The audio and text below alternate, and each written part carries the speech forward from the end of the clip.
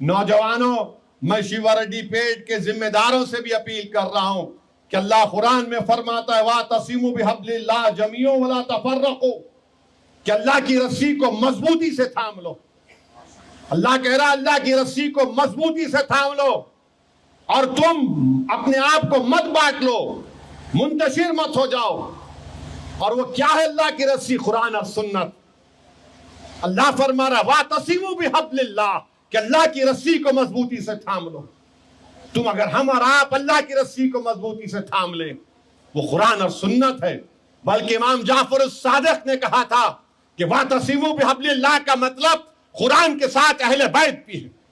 تو میرے عزیز دوستوں اور بزرگوں، نوجوانوں، متحد رہو۔ تم اگر متحد نہیں رہو گے، انتشار کی کیفیت پیدا ہو جائے گی۔ تو ہم کیسے ان باطلوں کے طاقتوں کو، کیسے ان کو ہم مسمار کریں گے؟ اگر ہم متحد رہیں گے تو کیسے متحد رہیں گے؟ ہر کوئی بولے گا اتحاد پیدا کرو۔ اتحاد پیدا کرنے کے لیے بنیاد کیا ہوگی؟ ایک مسجد بنائیں گے، بلڈنگ بنائیں گے، یہ اسٹیج بنائیں گے تو بنیاد اچھی ہوگی نا۔ تو بنیاد کیا ہے؟ اللہ کی رسیوں کیا ہے؟ قرآن اور سنت۔ اس کو بنیاد بناؤ، اس بنیاد پر اپنے اتحاد کو مضبوط کرو۔ شیوا ریڈی پیٹ میں خرابات کے نوجوانوں، تو باطل طاقتیں، باطل طاقتوں کی ہوائیں، ان کا طوفان بھی آئے گا تو تمہارا اتحاد نہیں ہلے گا۔ تو پیغام یہی دے رہا ہوں کہ اپنے آپ میں اتحاد کو پیدا کرو، اللہ کی رسی کو مضبوطی سے تھام لو۔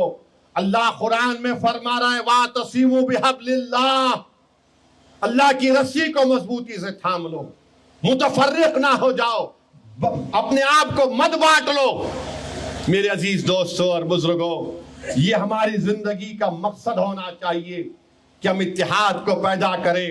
اور اتحاد کی جب بات آئی تو کیا آپ نے نہیں دیکھا کہ فلسطین میں 70% لوگوں کے گھر برباد کر دیے وہ ظالم بنیامین نتنیاہو۔ اللہ اس کو غارت کرے، اللہ اس کو جہنم کا کتا بنا کر جہنم میں ڈالے۔ 70% گھر فلسطینیوں کے برباد ہو گئے۔ 21 لاکھ کی آبادی میں 15 لاکھ لوگوں کے پاس گھر نہیں ہے۔ اتنا ملبہ وہاں پر ہے، ملبہ اٹھانے کے لیے ڈبریس ہے، 12 سال لگیں گے ملبہ اٹھانے کے لیے۔ ان کے سامنے سمندر ہے، غزہ کی عوام کے سامنے سمندر ہے، ان کے سامنے ان کے تمام بربادی ہے۔ 40,000 سے زیادہ لوگ شہید ہو چکے ہیں، جس میں 15,000 معصوم بچے ہیں۔ 10,000 لوگ ابھی بھی ملبے کے نیچے ہیں۔ مگر کیا تم نے اور ہم نے اپنی آنکھوں سے، اپنے کانوں سے سنا کہ فلسطینی کہہ رہے ہیں کیوں ہوا یہ؟ کیا وہ اپنے قائدین کو گالی دے رہے ہیں؟ کیا اپنے بڑوں کو گالی دے رہے ہیں؟ ٹینٹوں میں رہ رہے ہیں، ٹینٹوں میں۔ تم آج شیوا ریڈی پیٹ میں اپنے گھر کو جا کر آرام سے سو جاؤ گے۔ آج بارش کی بوندا بازی ہو رہی ہے۔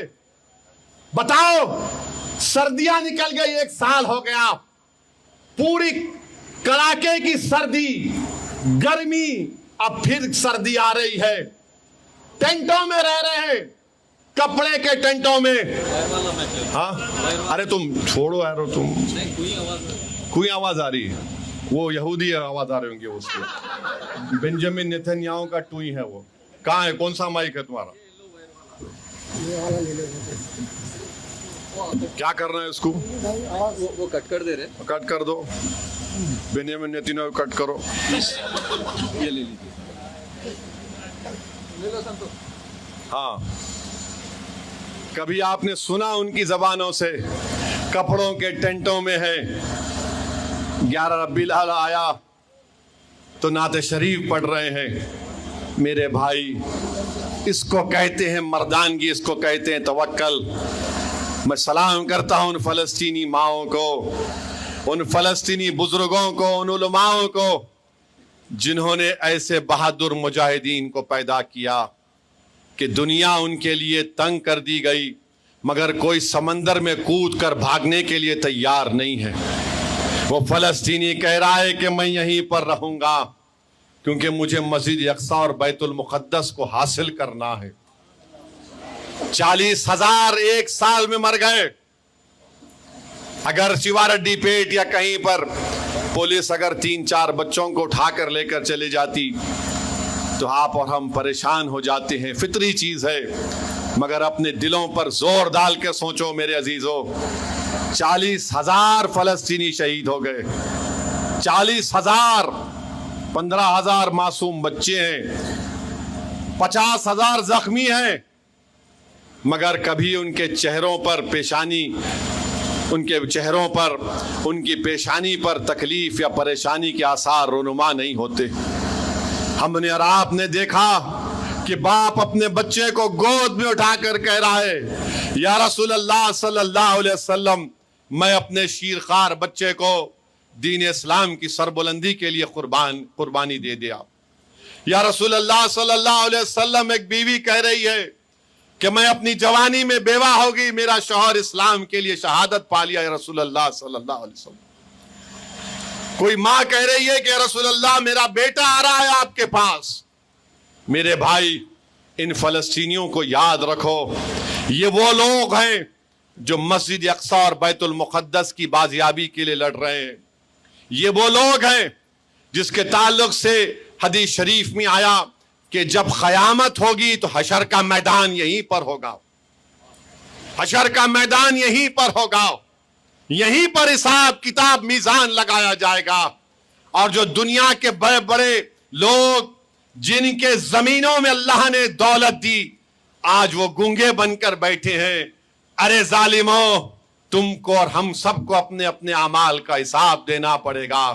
جب یہ 40,000 لوگ جب کھڑے ہوں گے اللہ کے دربار میں، اور جب کہیں گے پروردگار، ہمارے اطراف میں تو نے اس زمین میں سونا اور تیل دیا، مگر ہم نے تیرے دین کی عظمت کے لیے اس سرزمین کو اپنے خون سے لال کیا، بتاؤ بے شرمو تم کیا جواب دو گے؟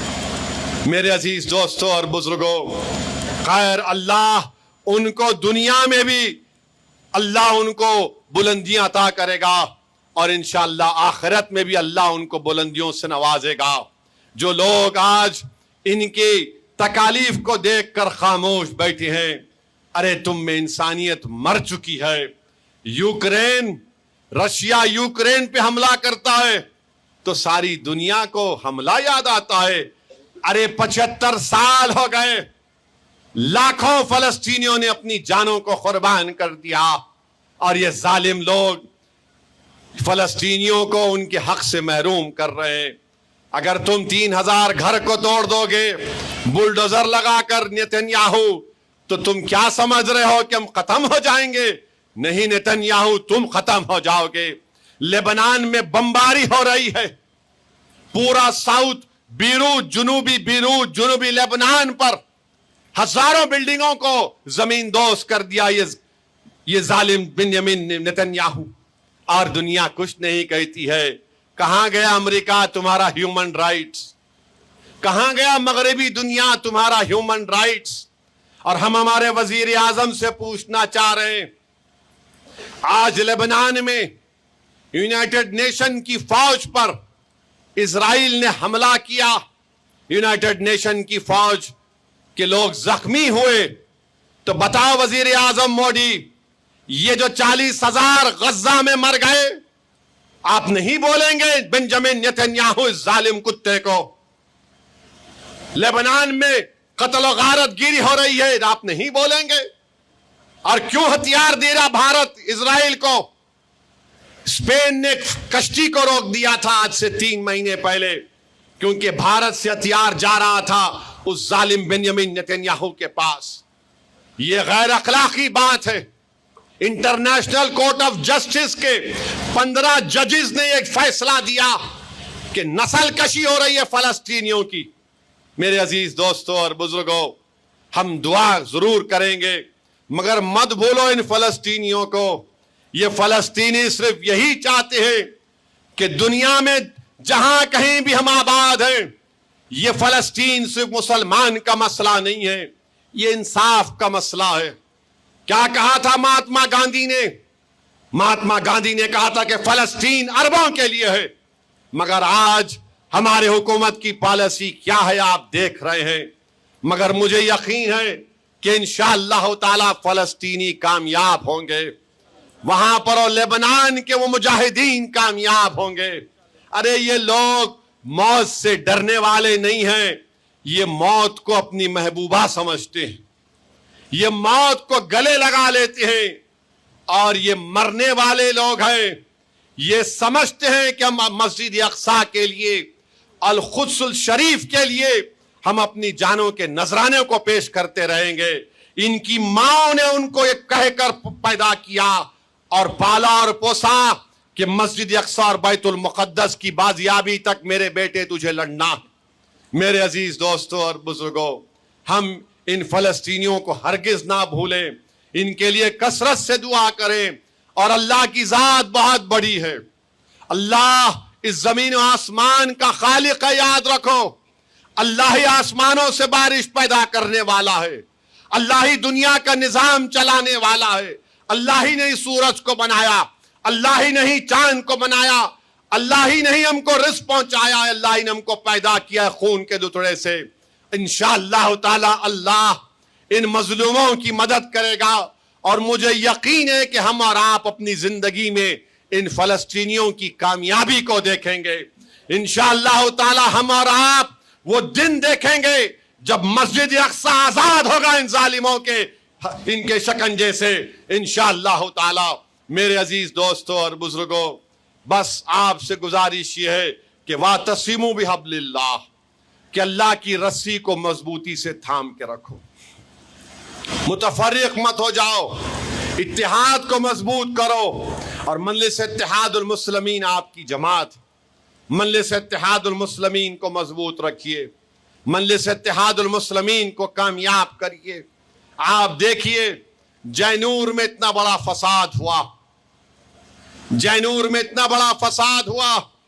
जब फसाद हो रहा था तो मुझे फोन आया वहां से कि सर साहब एक बहुत बड़ा मॉब आया है और दुकानों पर, मस्जिदों पर हमला कर रहा है। मैंने फौरन यहाँ पर डीजीपी से बात किया, यहाँ के वजीर आला के ऑफिस में बात किया।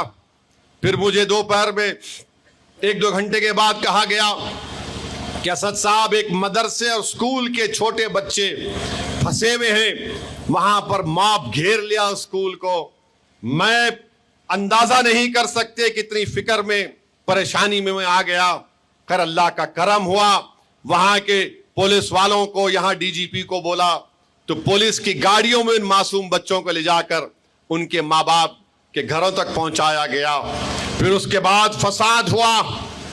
मंजलिस ने ही सबसे पहले पूरे मुतासरीन के बैंक अकाउंट नंबर बुलाए, नंबर मंगवाए, और हमने अपने ट्रस्ट से 32 लाख रुपए एक की दुकान और घर में उनके अकाउंट में डाले।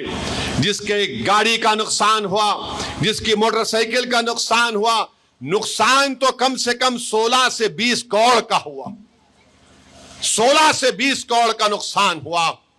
मगर मंजलिस जो कर सकती थी मंजलिस ने किया। अगर कोई साहिब इस्तात है तो जरूर उन जैनूर के उन मुतासरीन की मदद करें। फिर हमने 10 लाख की लागत से वहां पर किट बनाए, खाने के किट बनाए, उसको उठा कर रखा। मैं खुद जाना चाहता था मगर हजरत पुलिस ने कहा कि दूल्हे भाई नहीं आ सकते। तो मैंने कहा कोई बात नहीं। हमने आदिलाबाद के नजीर को कहा, हमारे सदर को, कि जाओ तुम जाकर वो 1000 खाने के किट जैनूर के हमारे गरीब अवाम में बांटो। उन तमाम ने हमको दुआएं दी।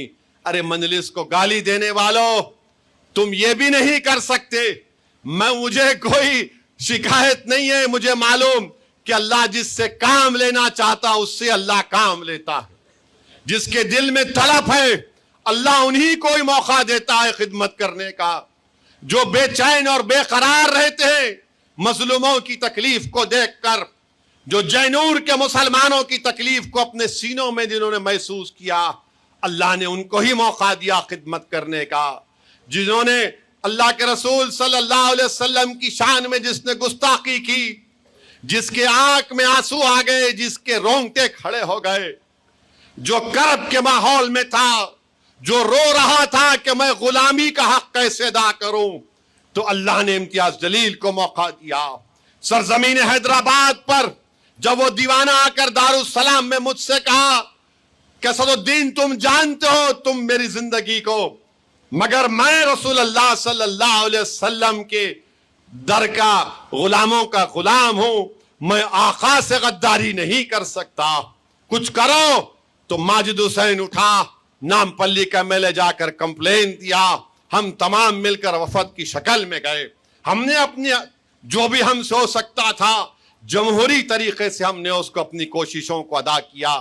میرے عزیز دوستوں اور بزرگوں, آج آپ دیکھ رہے ہیں کہ ہم کو اور آپ کو دبانے کے لیے, ہمارے وجود کو مٹانے کے لیے, ہمارے مسجدوں کو چھیننے کے لیے, ہمارے قبرستانوں کو ختم کرنے کے لیے, درگاہوں کو مسمار کرنے کے لیے, خانقاہوں کو ویران کرنے کے لیے مودی کی سرکار نے ایک وقف کا بل لایا.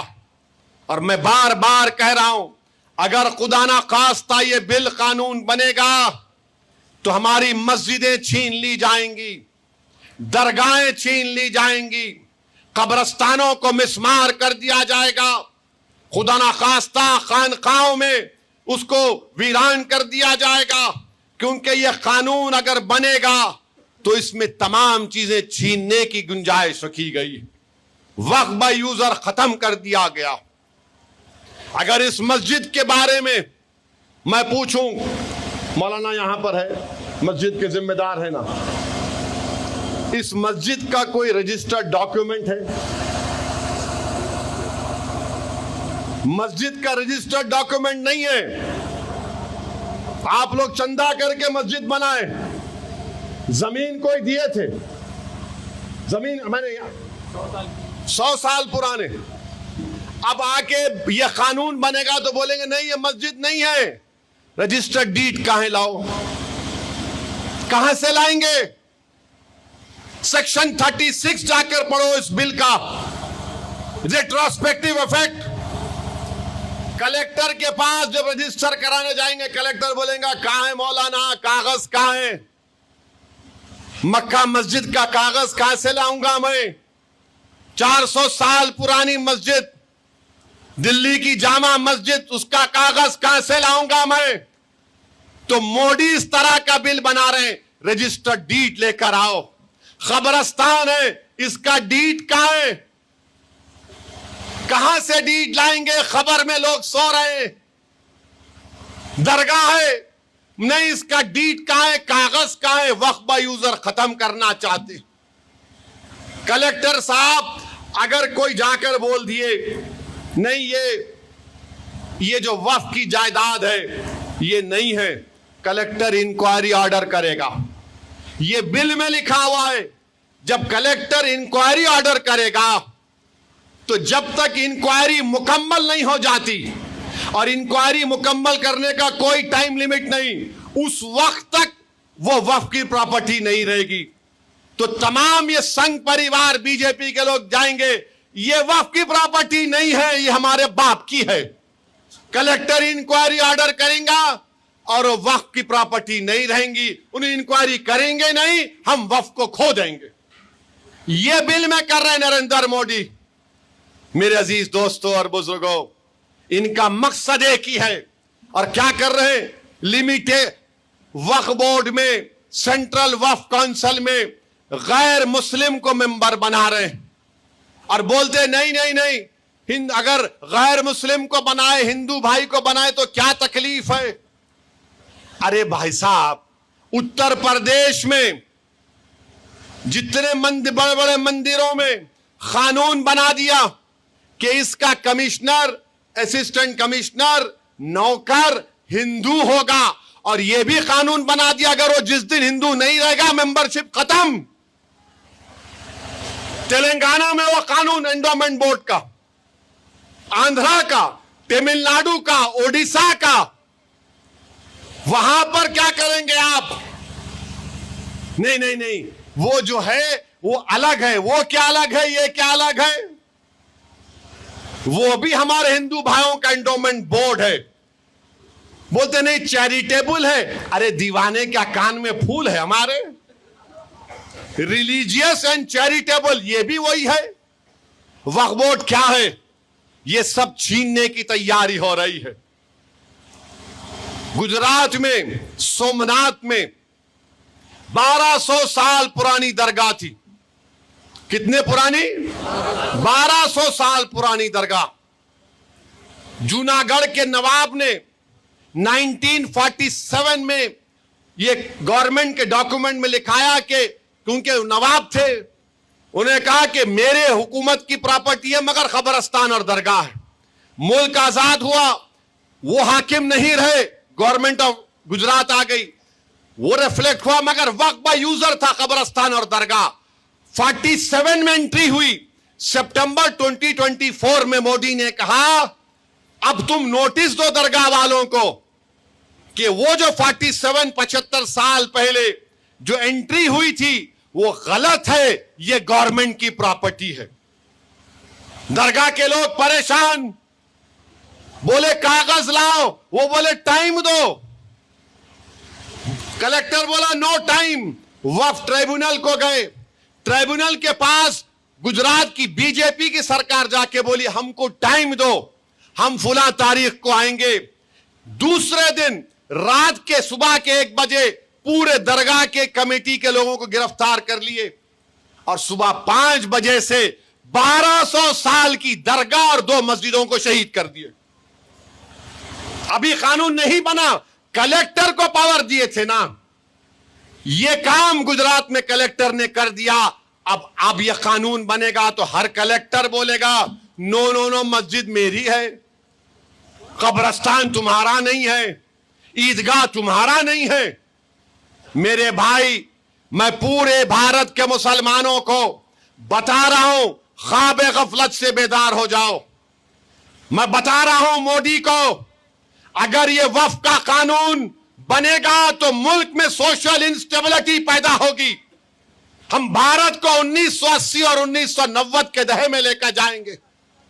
ہم ایک مسجد کو کھو چکے ہیں مودی, اب کوئی مسجد قبرستان کو نہیں کھوئیں گے. اگر آپ ملک کو وکشت بھارت نہیں بنانا چاہتے, اگر آپ ملک کو 1980 اور 90 کے دہے میں لے کے جانا چاہتے ہیں تو پھر آپ کو فیصلہ کرنا پڑے گا. سوشل انسٹیبلٹیز دیش میں پیدا ہو جائے گی.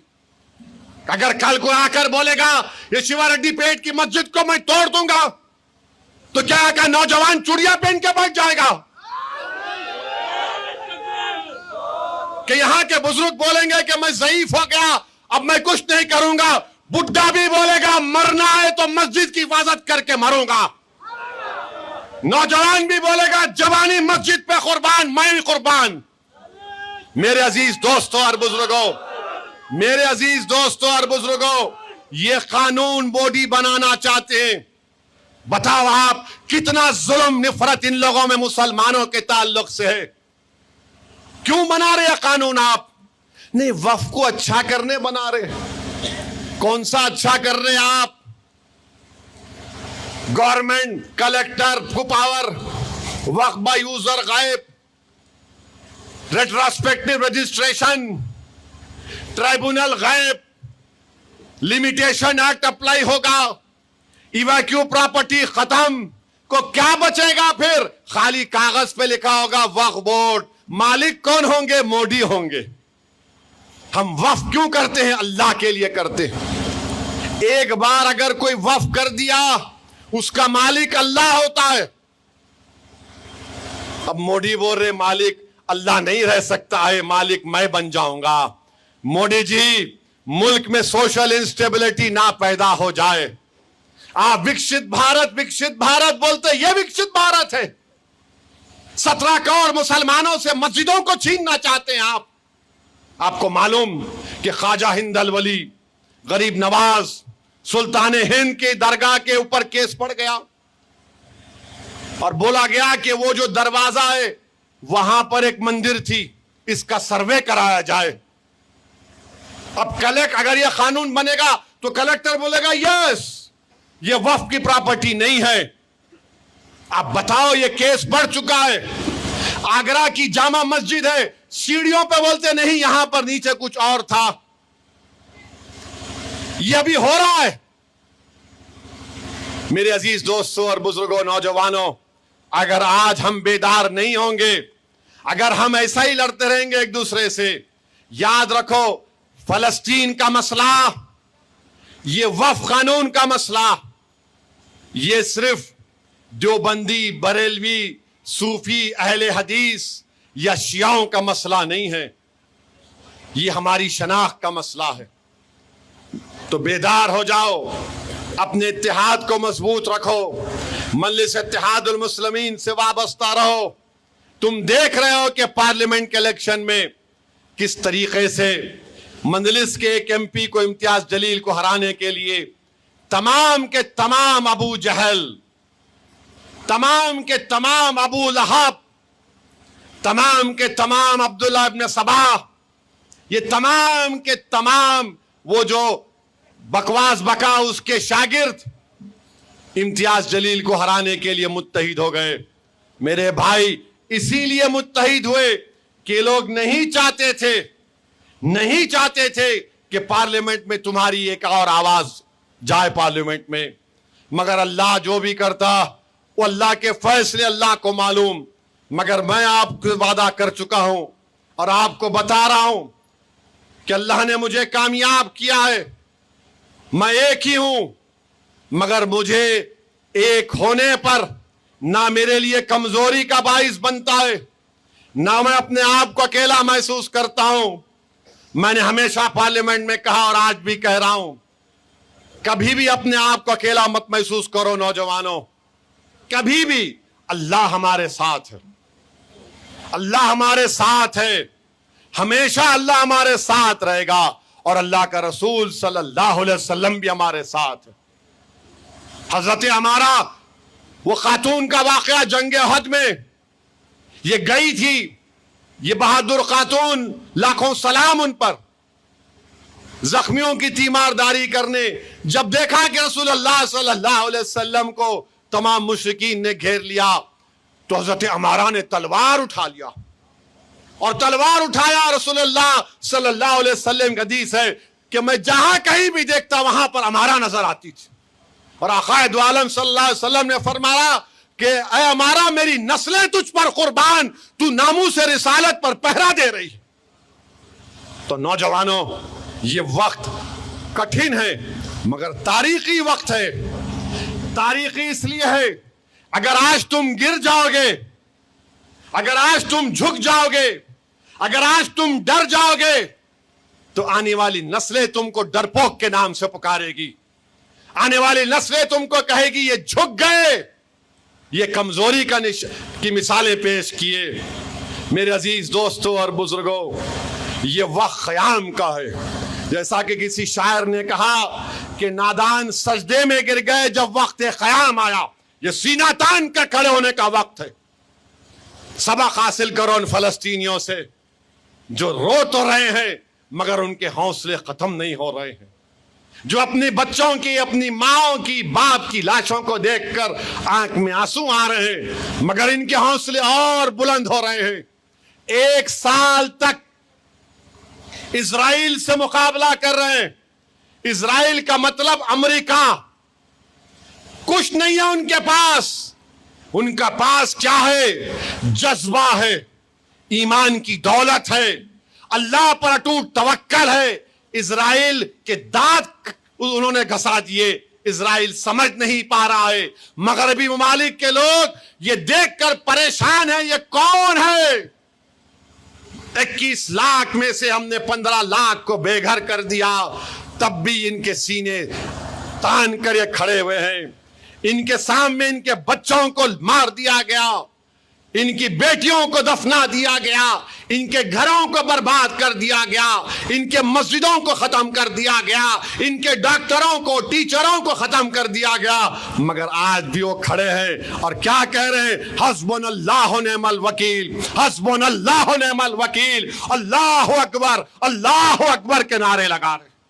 तो नौजवानों, बुजुर्गों, मेरी इज्जतदार माँ और बहनों, अपने हौसलों को बुलंद रखो। वतन अजीज को बचाना है, हरियाणा का इलेक्शन गलती से जीत गए मोदी, गलती से जीत गए।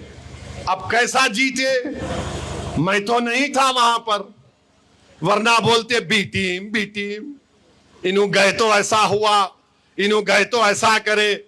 मेरे को बहुत से लोग बोले, मैं बोला बैठो मियाँ, थोड़ा बैठ के तमाशा देखेंगे अपन भी, ये झमक झक्का जो कर रहे ना, देखेंगे क्या होता। हार गए नो वहां पे। अब किसकी वजह से हारे बोलो आप? अब समझ में नहीं आ रहा इन लोगों को, हारने वालों को। अरे शेरवानी तो नहीं आई आपकी, सर पे टोपी दाढ़ी वाला नहीं आया भड़काऊ भाषण देने, हम कैसा हार गए। मैं इन लोगों से कहना चाह रहा हूं, पुरानी पार्टी से जरा समझो मेरी बात को, समझो मेरी बात को। मोदी को अगर हराना है ना, तो तुमको सबको साथ लेकर चलना पड़ेगा। तुम अकेले कुछ भी नहीं कर पाओगे, तुमको साथ लेकर चलना पड़ेगा। महाराष्ट्र में हमने कहा, इम्तियाज जलील ने खत लिख कर दिया कि आओ हम बात करने तैयार हैं, आप बात करिए।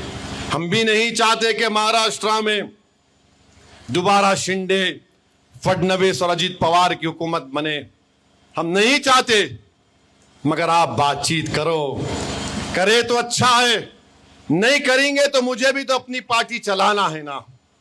मेरे 2 एमएलए हैं, मालेगांव में मुफ्ती इस्माइल साहब, धूरिया में फारूक शाह हैं, इम्तियाज जलील 3,20,000 के ऊपर वोट हासिल किए। औरंगाबाद में मेरे 26 कारपोरेटर थे, नांदेड़ में है, शोलापुर में हमने फारूक को अपना उम्मीदवार बनाया है। मेरे अजीज दोस्तों और बुजुर्गों, मजलिस इत्तेहादुल मुस्लिमीन की कामयाबी के लिए भी आप दुआ करिए कि महाराष्ट्र में अल्लाह मजलिस इत्तेहादुल मुस्लिमीन को कामयाब और कामरान करे। मजलिस के अराकीन को अल्लाह एमएलए बनाए और एमएलए बनाकर इम्तियाज जलील की क़ियादत में ऐवान में जाए, ताकि अगर कोई चिटकुट, कोई टुक टुक बोलेगा तो उसको जवाब भी मिलेगा। इतने दूसरे भी एमएलए हैं मुसलमानों के, जीत के गए थे, मगर ये मजलिस को अल्लाह ने एजाज से नवाजा कि हमने एहतजाज किया।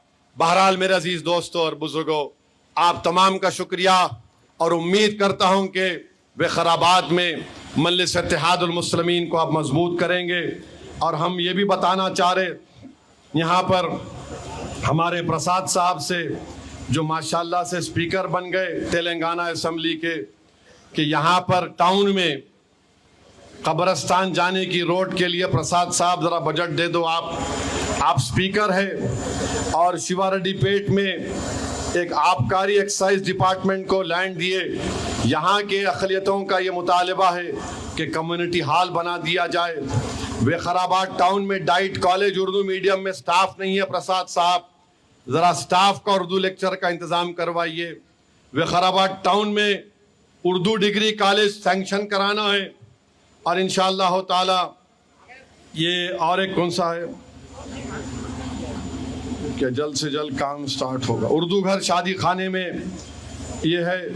और इंशाअल्लाह ताला यहाँ पर विकाराबाद, तांडूर, कुड़ंगल, परगी से भी हमारे सदर मोतमद आए हैं।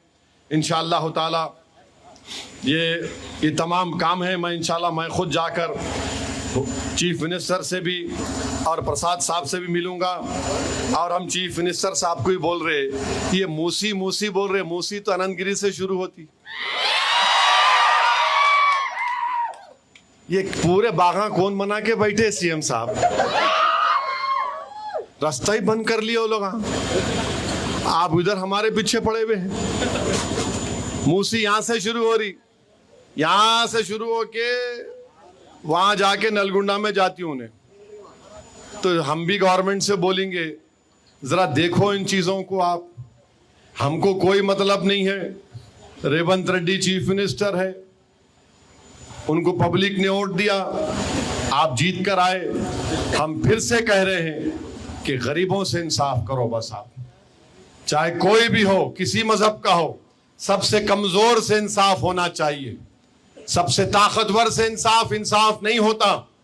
हमारे रियासत में कमजोर मुसलमान हैं, दलित है, आदिवासी है, और इनसे पहले इंसाफ होना, पिद्दलू दुरुलू से इंसाफ नहीं होना, पहले गरीबों से, मजलूमों से इंसाफ होना।